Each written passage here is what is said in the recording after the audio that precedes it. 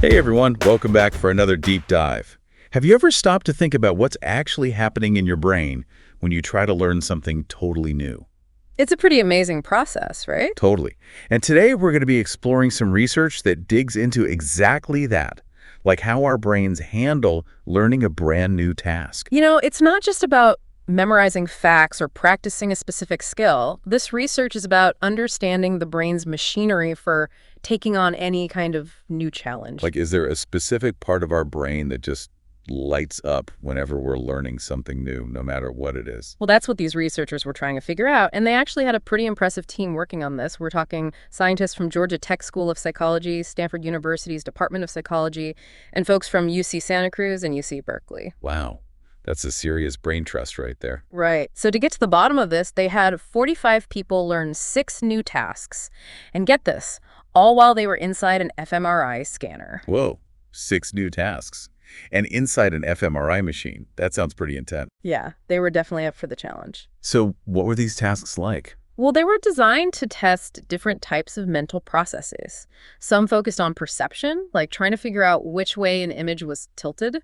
Okay, I can see how that would be tricky. Others were more about motor skills, like typing numbers as quickly and accurately as possible. So putting those finger muscles to the test. Exactly. And then they even had some tasks that were all about cognitive skills, like paying attention, using expectations to predict what's coming next, and even judging your own confidence in your answers. So a real mix of mental challenges. But did people actually get better at these tasks while they were in the scanner? I mean, I'd probably be too distracted by the whole fMRI situation to learn anything new. Right. But surprisingly, yeah, they did improve. The researchers saw that people got significantly faster at all the tasks, especially when they were first starting to learn a new type of task. Okay, so their brains were definitely engaged and learning was happening. Oh, yeah, for sure. And their accuracy also improved, particularly at the very beginning of learning something new. Interesting. So it seems like there's a steeper learning curve right at the start. That's what it seems like. So all this is fascinating, but what were the fMRI scans actually showing? Like what was happening in their brains while all this learning was going on? Well, that's where things get really interesting. The researchers found this specific network of brain regions that was consistently more active during the early stages of learning. And here's the kicker. This happened across all 6 of the tasks. No way. So no matter what kind of task people were trying to learn, the same brain areas were lighting up. Exactly. It's like there's this general purpose learning system in our brains that gets activated whenever we face something new. And this network, by the way, it's located in the frontal and parietal lobes of the brain. It's called the frontoparietal network. The frontoparietal network. Yeah. Got it. So is this like the brain's mission control for learning? That's a great way to think about it. It seems to be a key player in our ability to adapt to new challenges and figure out how to do things we've never done before. Okay, I'm starting to see why this research is so exciting. It suggests that there's this core set of brain areas that are crucial for learning new things, no matter what those things are. Right. And it kind of challenges the idea that different types of learning are completely separate and handled by totally different parts of the brain. So are you saying there are no specialized areas for, say, learning a language versus learning to ride a bike? Well, it's not quite that simple. While this frontoparietal network was definitely the main star of the show, there were some subtle differences. Like, for example, when people were doing that perception task, the one with the tilted images, their visual cortex was also more active. Oh, that makes sense. It's a very visually demanding task. Exactly. So it seems like our brains are smart enough to recruit specialized areas when needed, but this general learning network is still the central player. So it's like a team effort, but with the frontoparietal network as the team captain. I like that analogy. This is all super fascinating, but I'm curious to know more about how the researchers made sure they were really seeing this general purpose learning network in action. Like, it seems like there could be other explanations for why those brain areas were active, right? You're right to be thinking critically. They actually did take a lot of steps to rule out other possibilities. Oh, okay, good. So tell me, what did they do to be extra sure about their findings?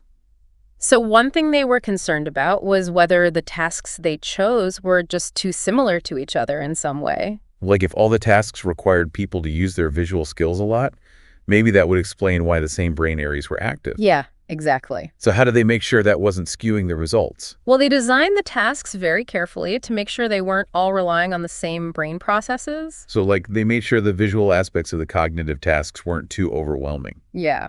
They wanted to isolate the brain activity that was specifically related to learning the task itself, rather than just reacting to what people were seeing. That's really smart. And they had other strategies, too. Oh.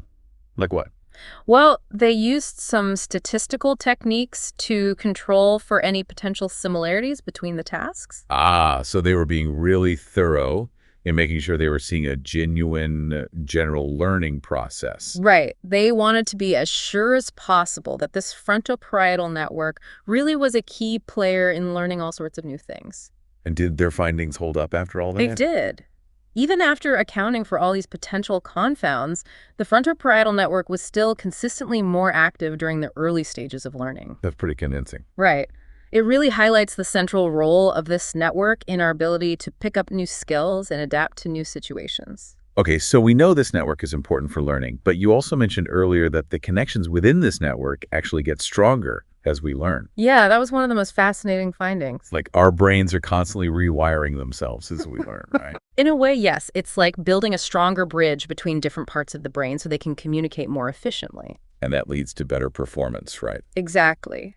As those connections strengthen, we become more proficient at the task we're learning. This has some pretty amazing implications for things like education and rehabilitation, doesn't it? Absolutely. Imagine if we could develop interventions that specifically target this network to help people learn more effectively or recover from brain injuries. Wow, that's incredible to think about. Right. It really underscores the importance of understanding how this network functions and how we can support its development. But before we get too carried away with the potential applications, there's one thing I'm still curious about. What's that?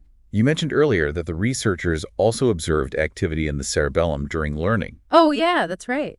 but it didn't show the same kind of connectivity boost as the frontoparietal network. Right. It was a bit of a different pattern. So what's going on there? What's the cerebellum's role in all of this? That's a great question, and it's one that researchers are still trying to figure out. So it's like a bit of a mystery guest at this learning party. Active, but not quite mingling with the frontoparietal network in the same way. That's a fun way to put it. But yeah, we know the cerebellum is traditionally associated with things like motor control, coordination, and balance. Right, like helping us move smoothly and stay upright. Exactly. So it makes sense that it would be involved in task learning, especially when those tasks have a physical component. But why wouldn't it show the same kind of connectivity boost as the frontoparietal network? Well, that's the million-dollar question. It's possible that the cerebellum might be more involved in the later stages of learning, like when we're refining our skills and making them more automatic, rather than in the initial stages of figuring out how to do something new. So maybe it's less about figuring things out and more about perfecting them. That could be part of it. So maybe the frontoparietal network is like the coach coming up with the game plan and getting everyone working together, while the cerebellum is the trainer, helping the players fine-tune their skills and make their movements more automatic. I like that analogy. It captures the idea that different brain areas likely contribute to learning in distinct ways, even though they're all working together towards the same goal. Okay, that makes sense. So even though we don't fully understand the cerebellum's role yet, it's clearly playing some part in this whole learning process. Oh, absolutely. And I think that's what makes this research so exciting. It's opening up all these new questions about how our brains learn and adapt. It really highlights how much we still have to learn about this incredibly complex organ we carry around in our heads. It's truly remarkable, isn't it? And I think that's something we should never take for granted. It's really mind-blowing when you think about it. Like, our brains are constantly reshaping themselves as we learn new things. It makes you realize just how dynamic and adaptable our brains really are. Totally. This whole conversation has given me a new appreciation for what our brains are capable of. You know, at the beginning of this deep dive, we talked about how this research goes beyond just looking at rote memorization or practicing a specific skill. Right. It's really about understanding how our brains tackle something completely new and unfamiliar. Exactly. And the researchers were able to pinpoint this incredible frontoparietal network that seems to be our brain's go-to system for handling those novel tasks. It's like our brain has this built-in learning engine that kicks into gear whenever we're faced with a new challenge. It's like having a specialized team in your brain that's ready to jump into action and figure things out. And what's even more amazing is that this network isn't just sitting there static. It actually changes and strengthens as we learn. Oh, absolutely.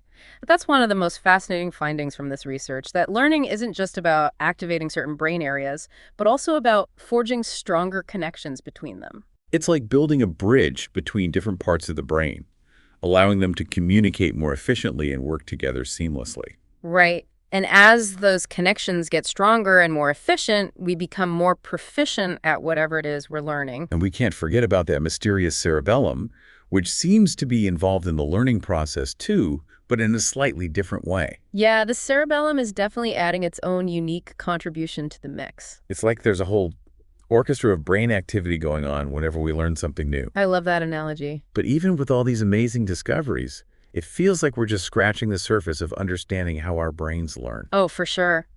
There's still so much more we need to uncover about how all these different brain regions interact and how individual differences might play a role. And then there's the question of how we can apply these findings to real-world situations.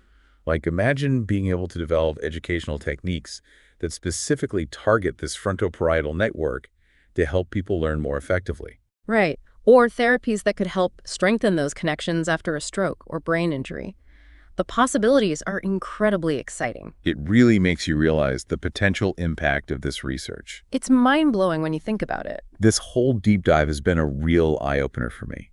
It's made me appreciate the power and adaptability of our brains in a whole new way. And it's given me a fresh perspective on what learning really means. I feel the same way. It's inspiring to think about the potential we all have to keep learning and growing throughout our lives. Well, to our listeners, we hope you've enjoyed this journey into the fascinating world of task learning. It's a topic that's sure to keep researchers busy for years to come. And as always, we encourage you to stay curious and keep exploring. The more we learn about our brains, the more we learn about ourselves and our incredible potential as human beings. And on that note, we'll wrap up this episode of The Deep Dive. Thanks for joining us. And until next time, keep those brains buzzing.